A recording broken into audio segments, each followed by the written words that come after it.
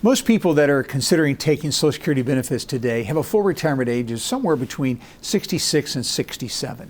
Now, we can take Social Security as early as 62 and we can put it off as late as age 70. And there's a lot of variables in between that, 8 years, about $1,000 a month difference. And so what I'm going to do in this video is I'm going to address those of you that are eligible for Medicare at 65, but also considering Social Security. I'm going to show you when I would not take Social Security at 65.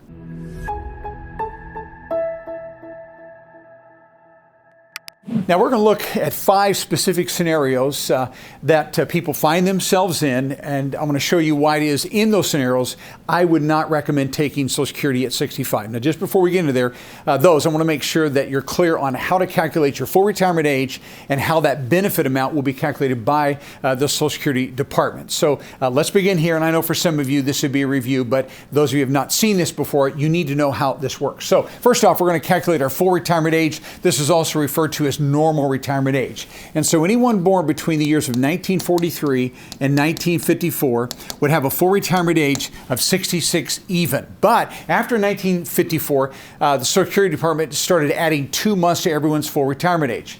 And so if someone is born in 1955, they would have a full retirement age of 66 and 2 months. If they're born in 1956, there was additional 4 months. 1957 added 6 months. 1958 would add 8 months. In 1959 birthday, they would add 10 months. And then anyone born in 1960 thereafter has a full retirement age of 67. So that's the range. So let me show you how we would calculate someone's full retirement age. Just to say we're talking with someone that turned 65 today. I am shooting this video. Today is 11/28/2023. So let's say someone turned 65 today. That means they were born November 28th, 1958. So they have a full retirement age of 66 and 8 months. And so we know that they will hit their 66th birthday in 2024, but they're not full retirement age yet. Why? We have to add 8 months. So the way we do that, we would count December, January, February, March, April, May, June, and there's the 8th month would be July. So in 7/1/2025, they will have hit their full retirement age. Now, the reason that matters is because we know that we can take early or we can take later. And so what's going to happen here, we have someone hit full retirement age at 7/1/2025. Now, they could take as early as 62, but every year that we take early, we're going to lose 6%. So we're going to lose here, we're going to lose 18%. If we take 4 years early, we're going to lose 24%. Now, there are a lot of people today that have a full retirement age of 67. So if they take at their 62, they're going to lose a full 30%. It's 6% a year. That's 5 years early. So they actually would lose 30% of their full retirement age benefit. All right. And so the point is this, if we take early, we're going to take less. Again, 6% a year, it's 0.5% a month. If we take later, which means we grow that account, then what we can do is we can grow that at 8% every year.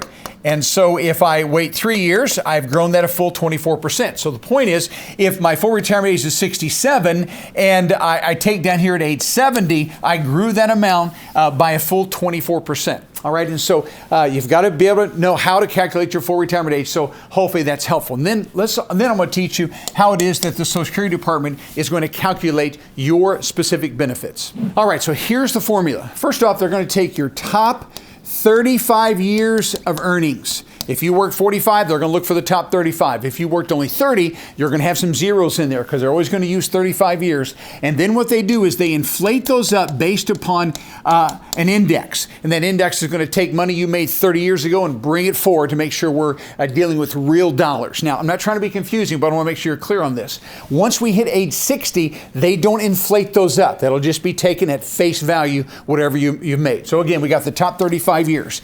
And so once they've indexed up, they're going to take those top 35 years, and we're going to have a fairly large number. This could be an example I'm going to share with you. Let's say it's $2,100,000 over those 35 top years.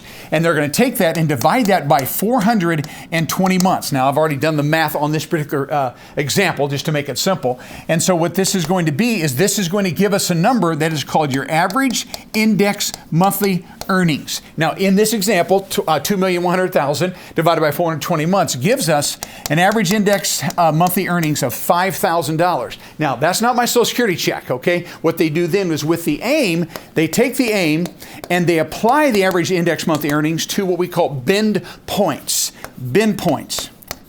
Now, these bend points change every year, so the ones I'm going to share with you are 2024. So they take the first $1,174 and we get 90% of that amount. And then the difference between the next bend point, which is $7,078, we're going to get 32% of that. Now, if I'm above anything above $7,078, which I'm not in that example, then I would get actually 15%. So the first 1174, I get 90%. So let's get a calculator and let's look at these numbers. So we got 1174, we get 90% of that amount, and that's going to give us $1,056.60. And then anything between this bend point up to this one, which is 7,078, which in our example is 5,000. So the difference between 1174 and 5,000, we're going to get 32% of that amount of money. And so that's 32%. And so that's going to give us $1,224.20. So we add those two numbers together, and that is going to be our benefit at our full retirement age. So that would be $2,280.92, okay? And so that's going to be rounded down. I think they go down to the nearest dollar, so $2,280 would be our benefit at our full retirement age. So if I take a full retirement age, that's exactly what my check's going to be. But if I take early, again, I take less, 6% a year, 0.5% a month. If I take later, then I'm going to grow that. Now, that particular number is important because they call this your primary insurance amount. So that's basically just your full retirement age benefit. Okay, so we know how to determine full retirement age, and we know what they're going to use to calculate that amount. Now let's get into the details. Hey, if you found this video helpful and you want to see more Medicare information just like it, then go below, right below the video, and you can give us a thumbs up as well as subscribe to our channel. And every time I put a new video, which is about 2 every week, you'll be notified of that video, and others just like you who need this vital information will get it as well. Now, as we get into these 5 scenarios where I'm suggesting someone not take at 65, there is one common denominator in every one of these scenarios, and that is that this is someone who believes that they're going to have a fairly long life expectancy. And I would say that's at least someone who says, I think I'm going to live to at least to be 80. And if you're going to live to be 80 years old or beyond, then in these scenarios I'm going to share with you, probably wise at least to consider not taking at 65. All right, so here's the whole point. If longevity of life, which none of us know for sure how long we're going to live, but if we thought that we're going to not live to be age 80, then I would change my my story here. I'd change my counsel in this regard. But as long as we believe we have longevity of life, then this will make sense. Now, the way we determine that, of course, since we don't know when we're going to pass away, is we just look at mom and dad. Did mom and dad live to be in their 80s or maybe even beyond that? Well, the likelihood of you also living a long time is very probable, okay? And so the whole point is this. That's the common denominator. So if I knew that someone was going to die at 75, I would tell them to go ahead and take at 65 or 77 or 78. But if we think we have a possibility of living to 80 or beyond, then all these 5 scenarios will make sense to wait taking your Social Security benefits. Okay, so make sure we're clear. So let me explain. So let's say that I have someone that has a full retirement age at 67, which means what? They were born 1960 thereafter, and they had a full retirement age benefit of $2,000, right? Now, if they took at 66, they're going to lose 12%, so they would lose $120. But if they took at 65, and that's what we're talking about right now, they're going to lose a full $240. So what's going to happen? That benefit for them, it would be $1,760 on a monthly basis. And so when we talk about break even, what we're saying is, if I take at 65, I have this cash flow of $1,760 times 24 months. And so let's put the math to that. That's $1,760 times 24, and that equals $42,240. Let me check the math on that just one more time. I got $1,760 times 24 months gives me $42,240 that I had in my pocket. But what did I give up? Well, I gave up $240 of a benefit. So we take that $240 into our $42,240, and that gives us our break-even point. And that ends up being 176 months. And I divide that by 12, and that ends up being 14 years and 8 months. Which means what?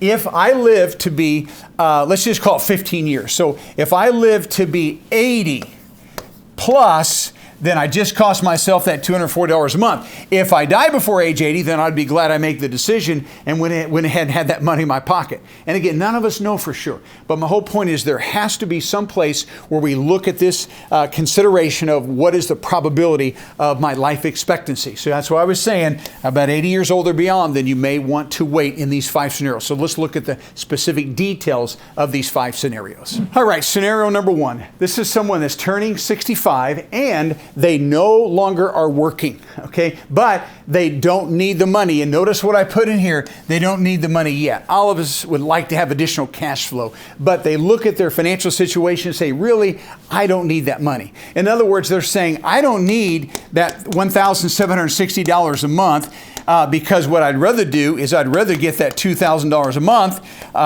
when I turn 67. So that's what they're saying. In other words, I don't have to have that $42,000. I have other assets I can pull from. 401k distributions. I have IRAs. I have other investments. I have savings. I have CDs.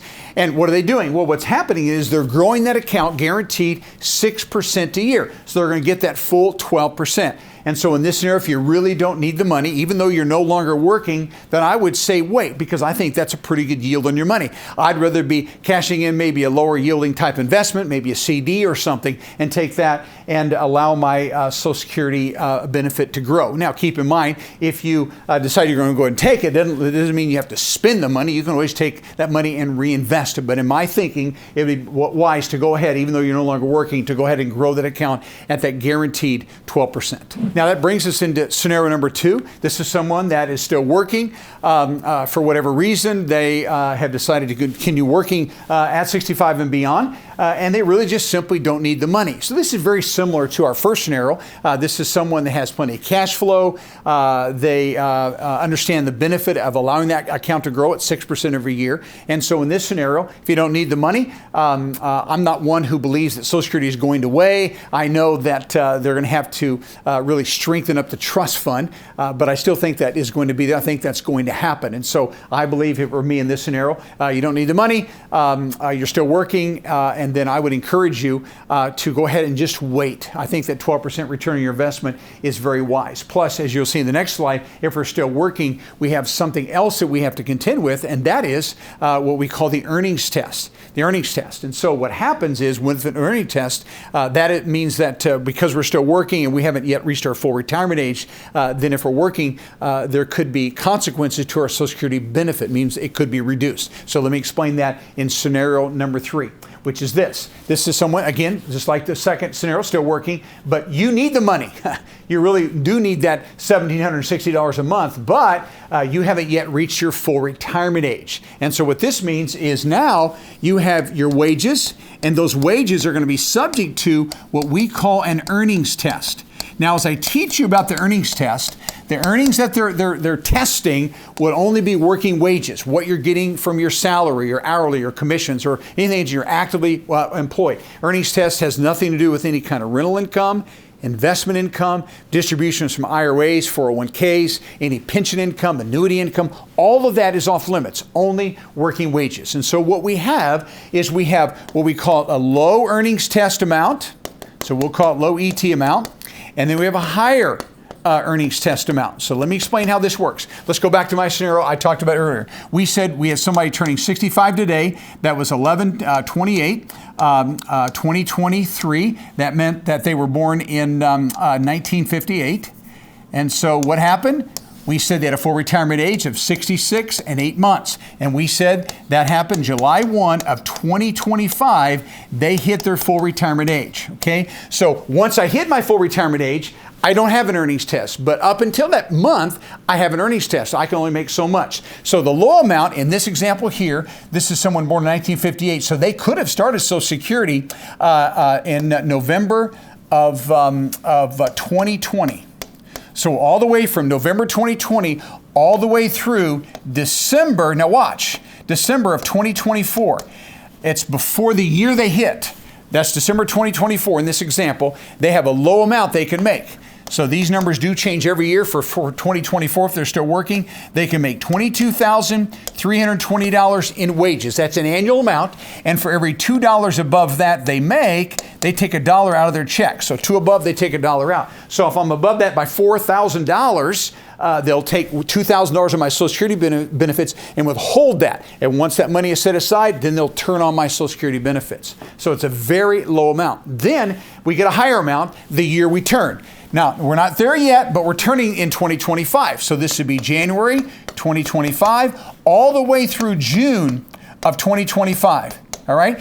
So those 6 months, I can make now much, much more money. It is $59,520. And for every $3 I make above that, they take $1 out of my check. So I can make almost 3 times as much money, and the penalty is going to be less as well. And again, if I'm above that, they're going to hold Social Security checks until that money is set aside. But here's what happens. Once I hit, in this example here, July 1, that month where I hit my full retirement age, this earnings test goes away. I can make as much wages as I want, and there's no consequence to my Social Security check whatsoever. So again, if you're still working, you need the money. However, you're going to be above those earnings tests substantially, then I definitely would not take my Social Security benefits. Hey, if you come to a place where you know you're going to have to make some Medicare decisions pretty soon, the best way to do that is to click up here in this right-hand corner, and you'll have an opportunity to be able to book a call with one of our Medicare guides. All the guides around here I have personally trained, and they truly are professional. They'll answer your questions, and they'll show you different Medicare options to make sure that you're confident in the decision that you make. All right, that now brings us into scenario number 4, where I would not take at 65. And this is when I have someone, a spouse that is younger. And that spouse that's younger has very little Social Security benefits of their own. In fact, let's just say they're eligible for $500 a month. In other words, this could have been, let's say, a stay-at-home mom, a stay-at-home dad, whoever, but they have not paid into Social Security very much. Those top 35 years, all that money divided by 420 months, they're not going to get much of a benefit. Okay, so now we're talking about taking at 65. What you probably want to do is you probably want to wait at least until your full retirement age, and sometimes even beyond. And the reason for that, if your spouse is only eligible for their own amount of $500, what happens is if you've been married to them and you're married to them for a year or longer, presently married to them, or if it's someone actually you're married to prior that you were married to at least 10 years and there's no remarriage prior to the age of 60, then this benefit would be spouse or even ex-spouse. If people remarry prior to the age of 60, they cannot go back to a previous spouse unless the second marriage ends in death or divorce. Okay, so that would be annulled. But point is,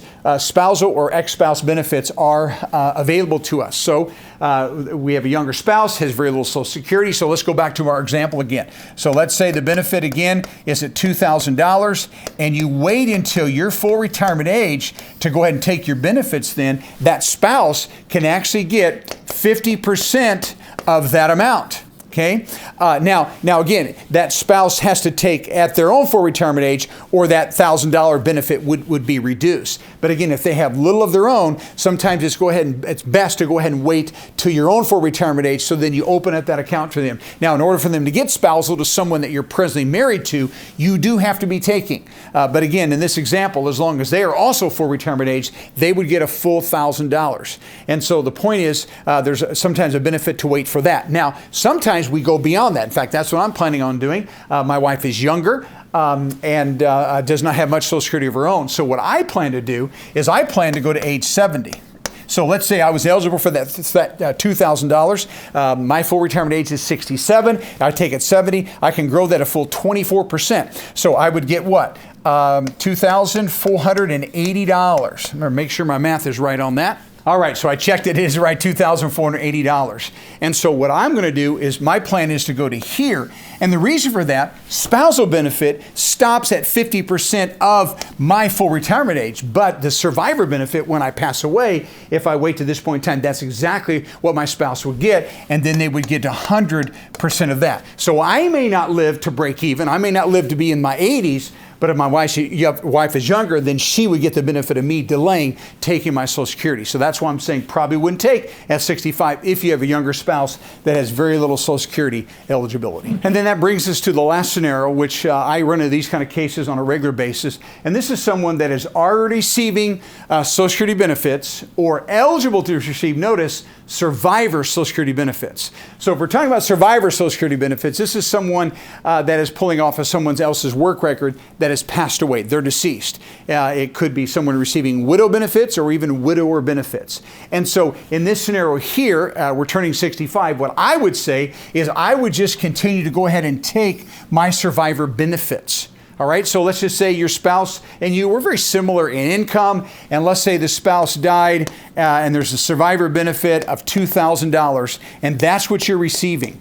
Now keep in mind with survivor benefits, if you do take it before your full retirement age, it's still subject to the earnings test. I hate that part of it, but that's just the way it works. So I'm assuming that we're not being penalized because of working wages, so you're getting a full $2,000 in benefit. But again, now what we're talking about is someone who is, they're turning 65 and they're receiving survivor. So in this scenario here, what's happening behind the scenes is your own account is continuing to grow, right? So let's say our full retirement age is 67 and you are taking your $2,000 survivor benefit at 65. So what's happening behind the scenes, I'm just going to assume your own account is the same amount of money. Let's say it's also $2,000. So what happens? After 1 year, your account grew $2,120. And then your account grew $2,240 at that full retirement age benefit. And so what I would suggest, if you are fine living off of this, let this account continue to grow. In this example, 68, 69, and then if you can survive financially, let it grow that additional 24%.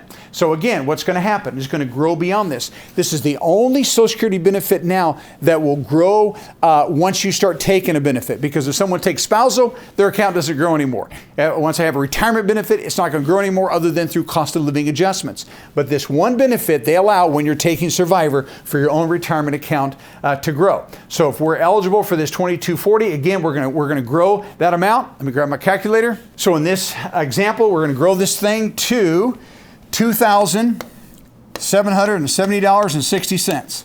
Okay, because we said this was our full retirement age benefit of $2240. And so you grew that 32%. Let me check my math on that.